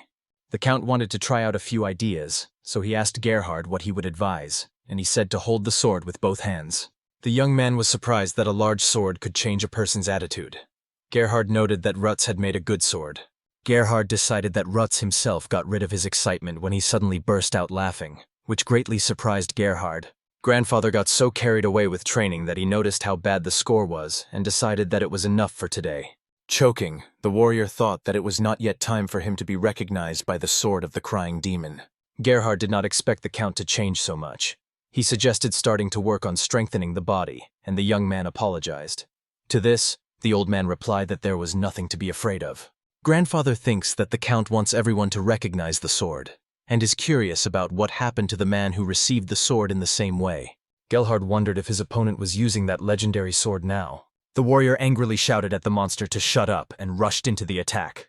The monster laughed evilly and said that if the sword of the swordsman breaks, then he will not be able to do anything. He couldn't believe how strong this orc was and that he couldn't defeat him.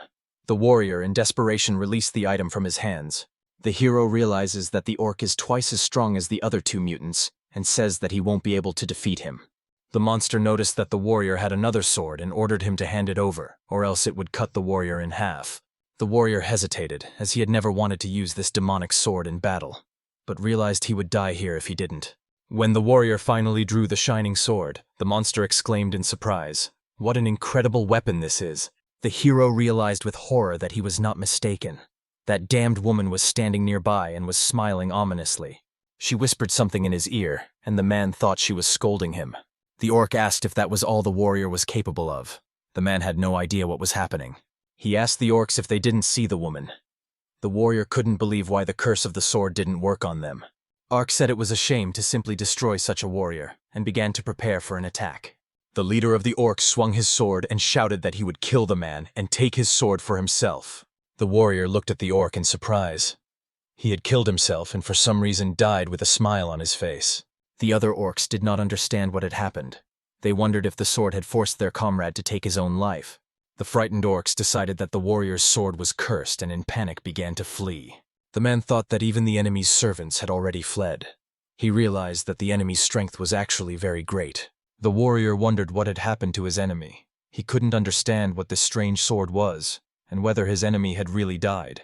The Lord wondered if it was really a giant orc, and if it wasn't some kind of mutant. The man said he didn't recall him mentioning mutants in the request.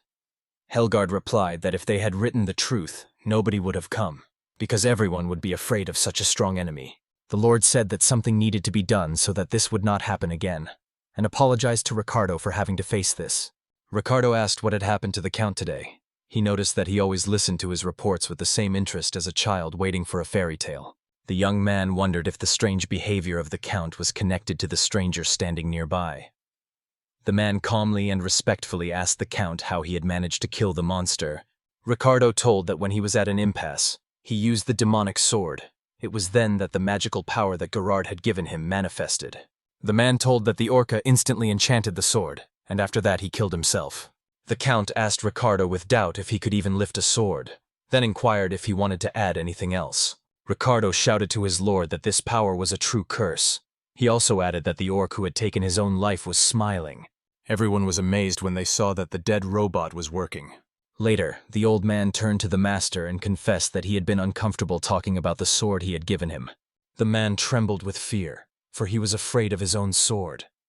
As soon as he drew it, both people and demons were immediately captivated by a spell.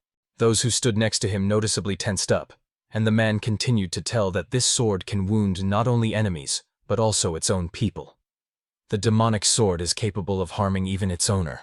The man with the beard couldn't restrain himself and raised his voice at the storyteller, because he had already understood everything.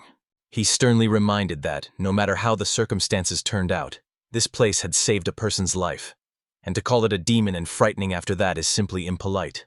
His indignation knew no bounds, and he continued to scold the knight. He tried to explain that initially it would have been right to thank the weapon itself. The knight was amazed. Could this old man really want him to thank the sword? The king, hearing them quarrel, sighed heavily, but still agreed with them. He drew his sword from its scabbard, for to him it was a weapon that tied life and death, and so the warrior himself valued his sword, and the ruler even thanked his combat weapon. The knight did not understand why they thought so. For him, the sword was just a tool. The old man explained to the young one that masters put their soul into the blade, and warriors trust it with their own life. So it's not just a tool. All four were in the throne room after the old man's words. He proudly clasped his hands on his chest and turned away from the night sky, and the king just sighed heavily. The knight wondered why there was such a tense silence around him. He even thought that maybe he had just gone mad, but then he rejected this thought, although everything seemed too strange. He was disturbed by how strongly everyone was attached to their weapons. The king broke the silence and turned to Ricardo. The boy seemed to have nothing to do with his sword. The lord decided that the sword should not remain without a name, and suggested that the young man come up with a good name for it. If the young man coped with the task, he would be able to get this sword. Perhaps he received this name from the swordsmith himself. His Highness asked Ghard to write him a letter of recommendation. Ricardo still didn't understand why a sword needed a name, but he was explained in more detail. A sword is the soul of a swordsman, and when it has a good name, its power becomes even greater. The grandfather threatened the boy with his finger and said that this time the blacksmith would surely give him a nickname. He was curious if the boy understood everything. The young man, holding a map, headed to his destination, but couldn't shake off the feeling that something was wrong with everyone. The people around looked strange, as if they weren't themselves, but their swords were controlling them, and he didn't understand at all what was happening. Having arrived at the right place, he already wanted to knock on the door, but his thoughts wouldn't let him be. He also liked knives, and even had his own collection, but treating them like people was already in excess. The boy decided that he would never become such a fool with a sword. Suddenly the door opened, and a girl appeared before him. She asked the knight who he was. The young man thought this place was very nice, but aloud he only asked if this was the workshop of Master Ruts, who had made him a sword. The hostess's eyes widened when she saw this weapon. She turned around and loudly shouted into the house that the sword had returned home, and with it, its owner, the hero. Ricardo was surprised to see that the master was much younger than he had expected, and the master himself was delighted when he recognized his weapon. The blacksmith immediately guessed why they had come to him. They demanded that he give the name of the sword on which the curse lay. The girl also added that if she saw an orca with the same facial expression that had decided to end its life, it would be a real shock and trauma for her. The men did not understand what she meant. Ricardo said that he had never seen such a terrible death before. The blade had such a strong power that it could even cause hallucinations to its owner. The master had indeed created a very frightening weapon. He felt awkward. He became embarrassed when he was praised so much. The boy clutched at his head. He realized that was not a compliment at all. He couldn't understand what was wrong with this blacksmith. It turned out he was just as stupid as all the others. The girl asked the man what his hallucinations were. The knight said it was a woman, and added that his imagination did not belong to him. The master knew about it. His companion asked him to tell her more. The boy had nowhere to go, and he said that as soon as he drew his sword, he felt a sweet smell in the air. The next moment, he saw a girl behind him, covered in blood. The night made her very eerie. Ricardo thought that if he relaxed for a moment, a curse would be placed upon him, and he would perish. The master replied that he had thought the same when the girl spilled blood. Kovalev suddenly had a good name, but the girl didn't let him finish. Apparently he could have come up with something like Bloody Girl. The boy, with a gloomy look, listened as they quarreled. The master was furious that his partner had not let him try, but the girl was firm in her decision. She hardly doubted. If Lutz names this name, their ears will immediately freeze. She took the sword in her hands and repeated the words of the knight about the vision of a woman with a pleasant aroma. It seemed he was hinting. This weapon is a girl. A young man looking at her thought, even a beauty treats a sword like a person. But can a sword have any sexual characteristics at all? Then she suggested the name Tsubaki. It's the name of a flower, so it was perfect for a woman. Ricardo pondered the proposed option, but it seemed to him that for a demonic sword it was too refined. Let's not agree. The chameleon was similar to a flower that sheds all its petals at once, not one by one. He thought that the refinement of this flower perfectly matched the beauty of this blade. After that, he asked the knight if there were any other good ideas, but he couldn't come up with anything. Most likely Camellia was the best option. The blacksmith has already taken the sword. A name for it has been chosen. Now all that's left is to write it down as quickly as possible. The boy tried to stop him because it wasn't worth so recklessly drawing a weapon. It can be stored only under special conditions. The young man handed the master a special item, but he didn't take it. He was confident that the blade would not harm him. No one doubted it, because how could the blacksmith know for sure? But he assured that he was confident, because he had done it himself. Ricardo was annoyed by the strange behavior of the locals. He didn't understand why everyone loved and believed in this demonic sword even more than in him, even though he was its owner. The blacksmith took a hammer in his hands to start working, but stopped. He immediately realized that there was strong pressure on the blade. Behind his back, a gruesome image of a woman suddenly appeared. She stretched out her hands to his neck. Plakmek immediately felt the girl behind his back, without even turning around. He knew. If he looked back at her, he would be strangled at once, or he would do it himself. However, despite everything, her master was not afraid of her, but even felt gratitude towards her. The woman saved Klaus and helped Lutz find many new acquaintances. It all started with her, so he thanked her again. All traces of blood and the wounded look had disappeared from the girl's face. The blacksmith noticed that she had overcome a long distance, and as a sign of gratitude, he gave her the name Tsukabaki. He carved these symbols on the hilt of the sword. After that, the knight was already going to leave the house.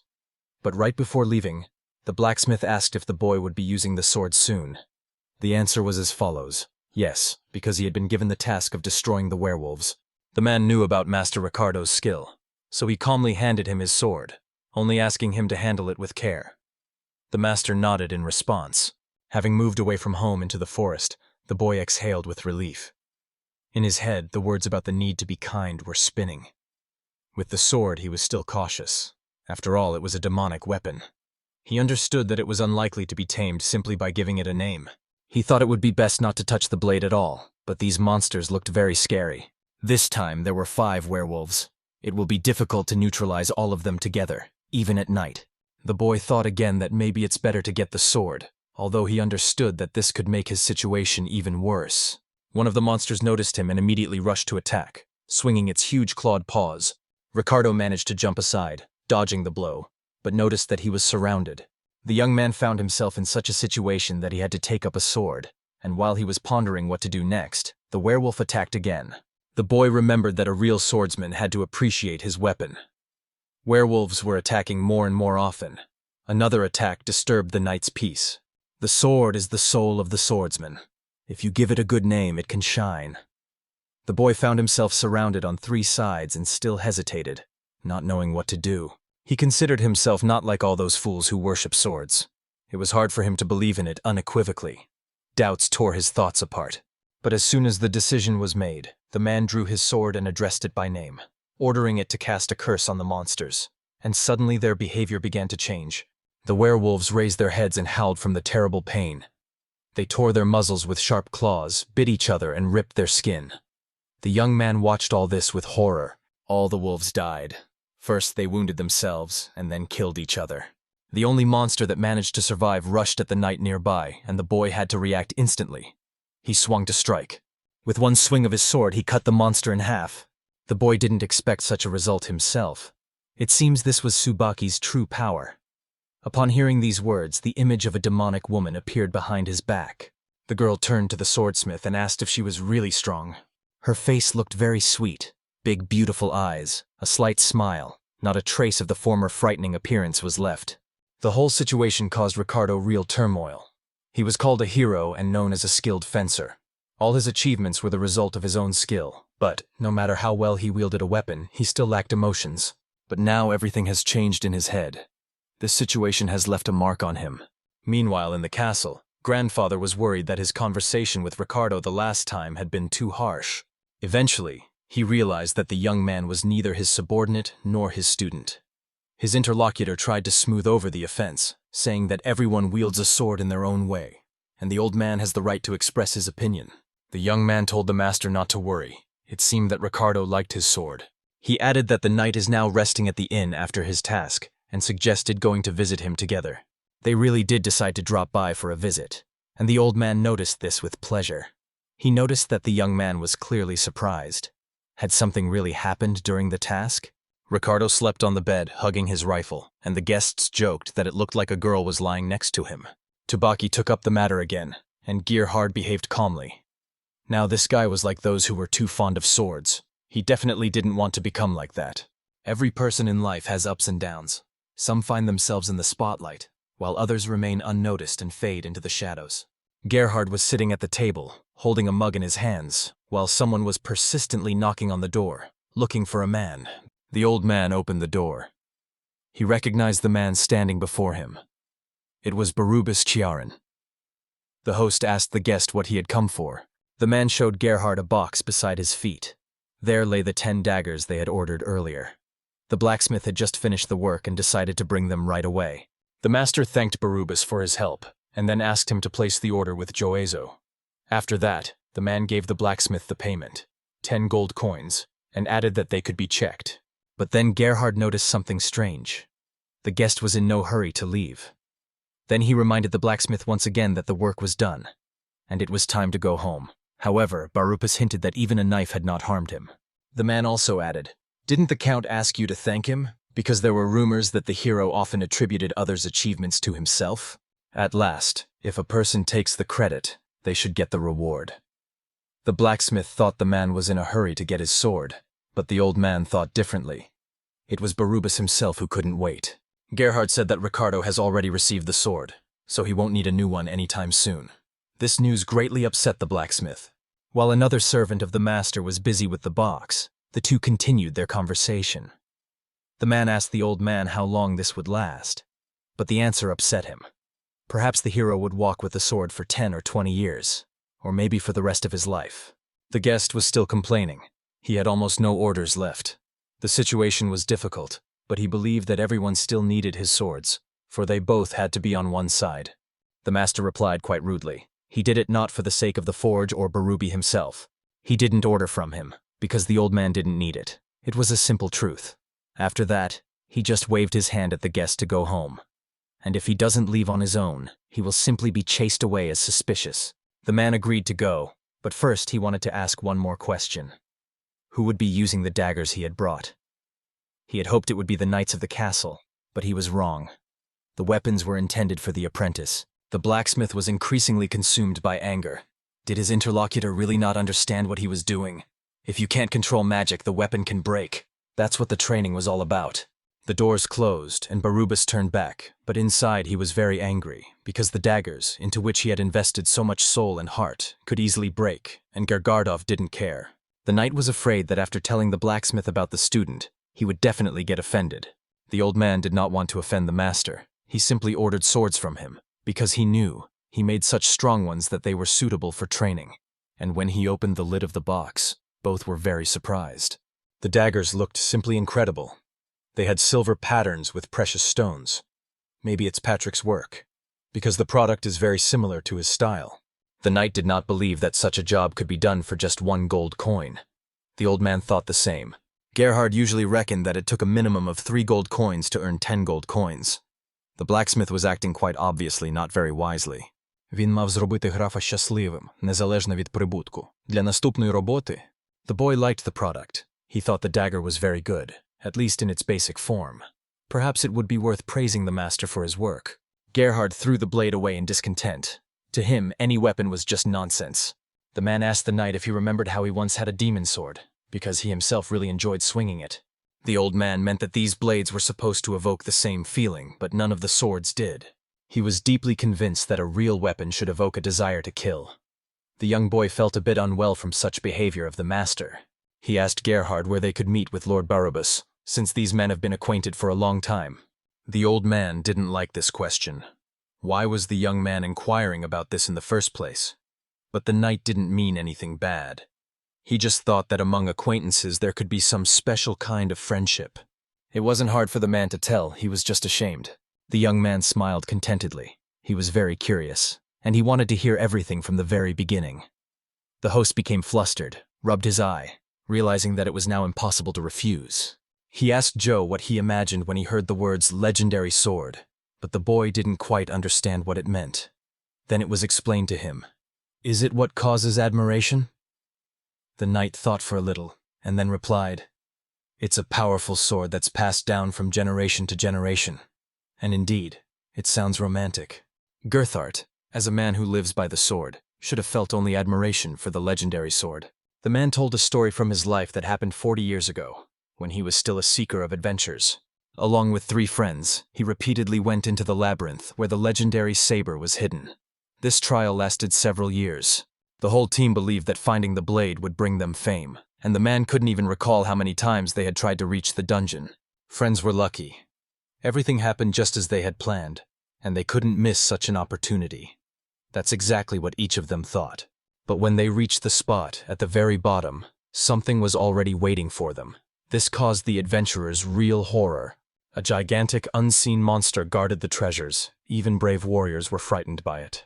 No one in the company knew what to do with the monster. They definitely had to run, but the friends did not even suspect what trouble they had gotten into.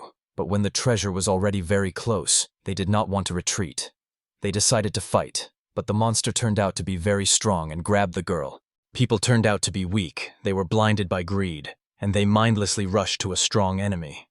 This quickly turned out to be bad consequences for them. The Seekers tried to resist with their last strength, but instead of victory, they received only injuries. At last, they managed to defeat the demon, but 2 of their companions died. When the survivors saw the horrific bodies of their friends, they realized how small and defenseless they really were. Here he tried to calm down his companion, reminding him what they were fighting for. The whole adventure was for the legendary sword, because when they opened the chest, they would get all the glory they deserved. The man was convinced that the death of his friends would not be in vain, as they would all become heroes. They approached the treasure to finally see what sacred weapon was hidden there. In the box lay a rusty knife. It was a complete disappointment.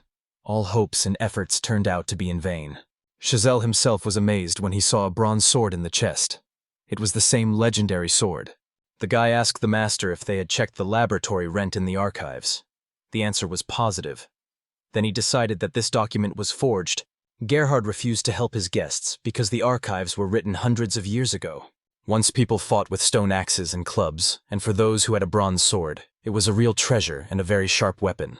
In ancient times, this sword was considered the best and it was hidden in a labyrinth, but over time it could no longer even pierce the simple armor of an ordinary warrior. The mastery of craftsmen is constantly growing, and a sword made hundreds of years ago can no longer be compared to modern ones. Ghard and his friends simply admired the phrase legendary sword. In addition to the undeserved discovery, they all had to pay another price: the loss of their comrades. At that moment, the man swung his blade and smashed it against a stone. The only one to survive, apart from Ghard himself, was Barubis. After this event, both stopped having adventures, and the friend became a blacksmith. The old man became the apprentice of a wizard, and each of them chose their path, relying on the complex adventures in the labyrinth. Barubis thought that no matter how much time passed, the legendary swords in the labyrinth couldn't be that scary. If one mastered the right technique, it was possible to create a weapon that would inspire fear even after hundreds of years. Friends believed they could make such a weapon themselves. The man with the bag mentioned this. He stood up from behind the table. It seemed to him that he overdid it. But Yozel had a completely different opinion. The young man quickly guessed why the master was so enthusiastic about making weapons. Master Barubis was just as enthusiastic as the old man. And the old man just smiled and said that maybe he was the same 40 years ago. The old man added that over time his friend forgot how to develop his skills and became boring, because he only did simple things. He was thinking only of how to protect his master. The man got angry. Was this really the same legendary saber? Barubis became very angry and began to inquire who that master was, who made the blade from which the Count was in delight. But the man knew nothing. He did not even imagine that any of the local masters could be this mysterious blacksmith. The young man reminded the blacksmith that everyone was going to the guild meeting, and if he was late, he would definitely lose his place. At the meeting, the master, as always, suggested first to decide how to distribute the work. They already have a large order, so this month everyone will have to work together to fulfill it. Barubis crossed his arms over his chest and frowned in displeasure, for it was always he who dealt with calculating the fare. Someone took it away from him, and for the man it was impossible to forgive. The other masters whispered quietly among themselves. Someone heard that Barubis had lost his job with the Count. Sneers came from all sides. People openly mocked the blacksmith because he had lost his job due to a stranger, even though it all depended on him himself. The man felt pain in his chest. Had the situation really affected him that much? He himself was surprised by his reaction. He felt anger towards all these people. He didn't need their pity, because they had never experienced this themselves. The blacksmith was shaking with cold, and then another master asked him why he had suddenly sweated and was behaving so strangely. He replied that everything was fine and there was nothing to worry about. Barubis decided to visit Patrick. He was greeted very warmly and immediately asked what had brought the guest. Barubis wanted to learn more about the sword that had once been given to the owner of the establishment himself. The young man started dancing around the workshop and kept repeating how good it was and what a wonderful job they had done. He was happy to have been allowed to sew a dress, a cover for such a beautiful girl. He didn't want to deceive the guest. The blacksmith was annoyed by his evasive answers. He needed only an answer, not to watch strange dances. Barubis wanted to know the name of the blacksmith and if there was any inscription on the sword. Patrick denied everything, saying that it was not possible to talk about such things. It's a personal matter, and one must respect privacy. The coins were pouring out of the bag, but the man did not calm down. He wanted to talk seriously, like master to master, and at the same time subtly hinted, "Is this amount enough?" A young man thoughtfully twirled a coin in his hands. It was clear that he was interested, and this pleased the owner. It seemed that the guy had come to talk, although he himself was not particularly worried about it. At last he decided to tell everything. He started with the name of the sword, Crying Demon, and then named the blacksmith's name, Ruts. Barubis had never heard of such a thing, and wondered if there was even such a person in the guild. Patrick hinted that if this person really existed, they most likely lived beyond the wall. The man was amazed. If the young boy was really behind the wall, then he was just an ordinary blacksmith. But it sounded like complete nonsense.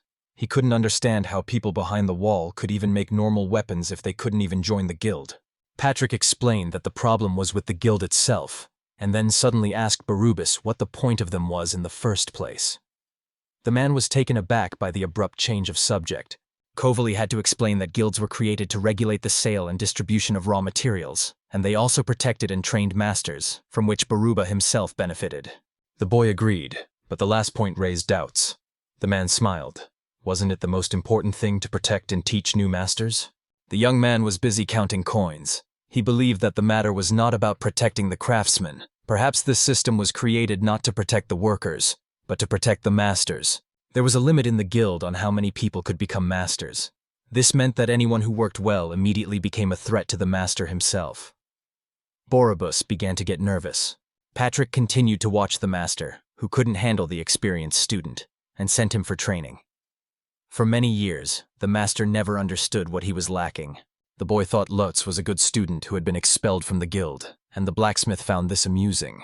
The young man actually didn't quite believe these words. In his opinion, Barubis was too careless with his students. Although he told stories about some secret methods, he wasn't in a hurry to teach them. The man thought that such caution was excessive, because the disclosure of technologies could simply cause his workshop to cease to exist. Patrick suddenly came very close to the master's forehead. He once again repeated the words about the training of masters. Was it for this very purpose that the guild existed? In this, he was right. Barubis's words contradicted his own principles, which made the young man doubt the purpose of the guild's existence. He also wondered if Barubis himself knew what reputation his workshop had. Koval closed his eyes, and then the boy himself told him what people were saying. Many think that he no longer teaches students, and therefore, there will be no future in the workshop. People believed this place to be a real graveyard of masters, and there were many rumors about it. The master became increasingly anxious. He felt both anger and irritation at the same time. The pain in his chest returned, and he denied everything, saying it was a lie, because he himself made sure that his students were fed. The pain intensified. The man began to tremble. He was confident in his approach, showed care worthy of payment, and gave the opportunity to learn new skills to educate future masters. He did everything just for them. Patrick was surprised by such a reaction, but quickly found a way out. He simply said that it was all just rumors. He turned away from the guest, throwing him words that he hoped everything would be fine, and even better than someone else's. Barubis was still trembling and couldn't understand who could have spread such information. The fictional name Cemetery of Craftsmen was spinning in his head, and because of it, his 40-year reputation was ruined, as if it had ended up in a cemetery. He decided not to endure this in silence and called Wilson. The boy quickly responded to the call. Among all the blacksmith's pupils, he was considered the best. The man asked him to use all his skills and forge a new sword. The young man was curious about who this blade was intended for.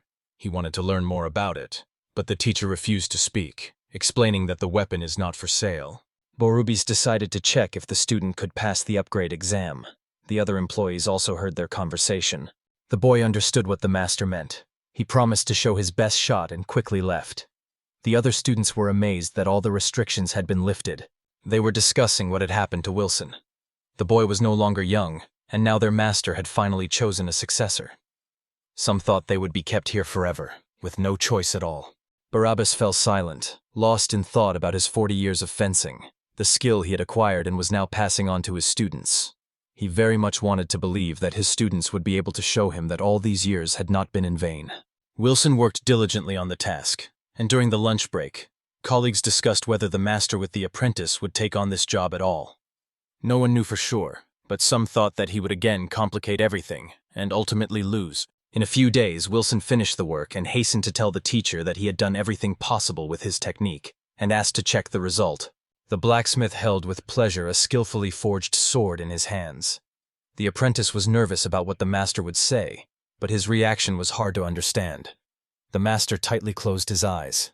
At this moment, Barubis dropped to his knees, still holding the raised sword, and the boy was frightened that something had happened to him. The man raised his head. His whole face was in tears, but he was smiling. The young man tried to figure out if everything was okay with the teacher and how well the job was done. The blacksmith praised the apprentice. The blade turned out wonderfully. The boy handled everything they told him well. But there was something special about the sword. It was just useless. Everything looked standard, without any peculiarity. An ordinary sharpened iron rod, as if just a copy, a slightly better version. The student was impressed. Barubis with regret admitted that the nickname of his workshop was Fair. It turned out that he was indeed training only masters who simply followed instructions, not adding anything of their own. He asked for forgiveness from his pupil and promised from now on to teach the boy and others all his skills. Wilson did not understand what was happening. The man explained that now the student needs to check his sword for strength once again and bring it to the next meeting. Only after that will he be able to become a true master. As soon as the young man receives the approval of the count, he immediately becomes the new owner of the workshop. The blacksmith supported him as best he could, and Wilson was delighted with such an unexpected change. The other students were also delighted to hear the news about the training. Barubis well understood that he would not become a master because he was not born for it. He just wanted to become better and create good swords. But when he became a boss, he simply tried to keep his position. According to the recollections, he constantly yelled at his subordinates. The man took a deep breath. Now that he was no longer the master, he felt true freedom for the first time. But a new question arose. What was he to do now? He felt exactly that he wanted to fight with a sword. And not just wave it, but become better than he was before. Later, at the tavern, Barubis met with Ghard. The old man asked what he needed this time and if some misfortune had occurred again. The master asked his friend to introduce him to a blacksmith by the name of Ruts.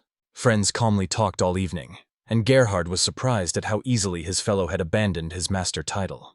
He confessed that he had been too obstinate and should have left it long ago. The man, calmly sipping from his mug, assured that he had not yet retired. The old man laughed. For the student, this was not the best news. He was still convinced that his friend had called him because of those problems that had arisen. Barubis repeated his request again. He wanted to meet with Ruts. His interlocutor was taken aback. It clearly surprised him. An image of a young boy surfaced in his memory, and something began to disturb him. He wondered if the blacksmith had been planning to turn the boy over to the guild, or something similar. The master quickly assured that the guild had nothing to do with it. All that mattered to him was the meeting itself. The man needed to learn blacksmithing from him, and on his friend's face was complete incomprehension. He genuinely didn't understand how this was supposed to work. His friend wanted to acquire new skills after leaving his position, and the master seemed to think that he would just come to him, and he would immediately start teaching him. Barubis struck his chest. He was ready to offer to teach his skills in exchange for help. Maybe this will interest the young man. Ghard considered Mr. Ruts to be quite young, and didn't understand how one could obey someone who was significantly younger than him. But the master himself wasn't bothered by this. The blacksmith was having fun. He became a master at about 20 years old. When young apprentices yelled at him, the old man liked it.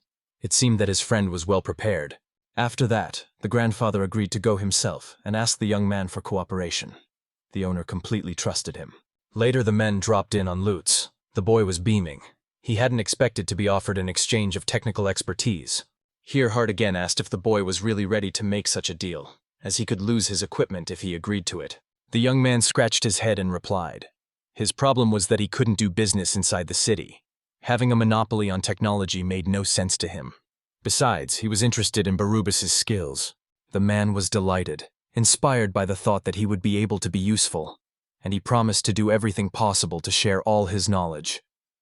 The boy thanked him, but added something else. He still seriously considered himself the best when it came to telling about making a sword. The guests pondered his words, and the old man even admitted that the blacksmith had achieved great success. Barubis stood up from behind the table. The man bowed and asked Mr. Ruts to teach him everything he needed. He extended his hand. For him it was a beneficial cooperation for both. They shook hands, agreeing to work together. 2 swords were created. The first one turned out to be too strong and had too powerful magical power, and the second one, on the contrary, turned out to be weak, and magic did not fix on it at all. The boy immediately apologized as soon as he had to use the acquired knowledge, and the knife and precious stone broke. Ghard laughed at this situation. He reassured the student, saying that there was no need to worry. For those who practice, jewels are of no importance. Later on he would have to turn similar stones into dust again. The old man was already shouting to Yosel to not be afraid, even if the jewels were very expensive. They're just pebbles, and if he's afraid, he has no place among masters. The old man asked him not to be intimidated and not to give up. In a few minutes, the young man made one more attempt with his last bit of strength.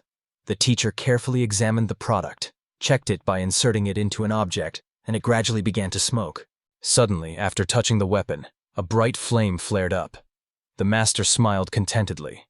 The student was able to create a fiery dagger, but if a gun is long overdue, it is likely to be unusable in combat, and grandfather would not have done so. The old man told him that fire can only be placed on one dagger. Many adventurers would like to try this, because fire is the most universal element. At the sale, it cost only 15 gold coins. Yosel was amazed. It was very profitable. The man laughed and explained that to earn a living, he might need 2 or 3 more, but the boy didn't need to worry about it now. Then he reminded the boy that the training was not over yet and needed to be continued. Observing the student's work, Ghard thought that it was time to simply instill these skills in him. In his opinion, if a person tries, he will learn. Ghard looked out the window. The thought was spinning in his head. Was he doing everything right, not like Yosel? I wanted to see how quickly Barubis could learn something new, and the master meanwhile carefully watched Ruts' work and diligently learned. The powder from which swords are made is called tamahagane. It is formed, forged, and aligned. The folded tamahagane is broken into 2-centimeter squares with a hammer and divided into smaller parts. For the core, soft iron with a low carbon content is used, and for the outer layer, a harder one. Then the steel is folded in layers and heated. The selected tamagahani is placed on a special plate, and the prepared steel balls are also added there. Then all this is heated together and rolled into one mass. The edge is cleaned to remove dirt. A notch is made with a hammer, then turned over and struck again. This procedure is repeated about 8 times for an iron rod and about 15 times for leather. The produced iron is wrapped in an iron shell, after which it is heated and forged until both parts become one. Then the metal is beaten with a hammer into the shape of a bar, and further given the shape of a sword. When forging a sword, they strike the iron heart many times, and thus numerous layers are formed. The main strength of the sword lies in the fact that two different metals inside the heart give it special properties. It is strong, but at the same time it does not break. Barubis was amazed. It seemed the sword came to life. At first, he did not even understand what the man was talking about. But then I realized that this old master has been putting his soul into his products for many years. In his youth, Barubis was convinced that he would strike every sword blow just as sincerely as that young man, because he always strove to do everything in the best way. The man felt real pleasure, and those emotions that he had experienced when he passionately dreamed of creating swords returned to him. The girl, let's call her assistant, looked into their workshop and said that she had brought some tea. She noticed that the old master was sweating heavily and suggested taking a break. The young man also understood this and agreed. Resting was indeed a good idea. Koval politely refused help. He felt good and had enough strength for such work. Besides, he really wanted to learn something new from the young master. He sat with a gloomy look, but the assistant said with a smile that this man actually loves swords very much. The other students watched with interest. They were curious to find out if the newcomer was also a student. They decided that the master would teach the novice.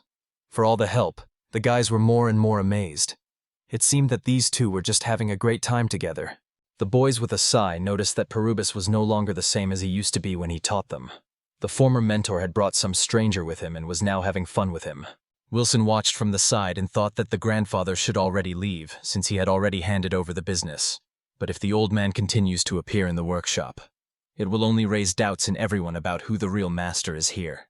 Old friends stood on the edge of the precipice and looked into the distance.